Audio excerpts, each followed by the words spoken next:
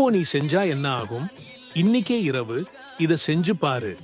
நாளை இன்னொரு முருக ரகசியம். லைக் பண்ணி சேவ் பண்ணிக்கோங்க. முருக ரகசியம் எண் 1.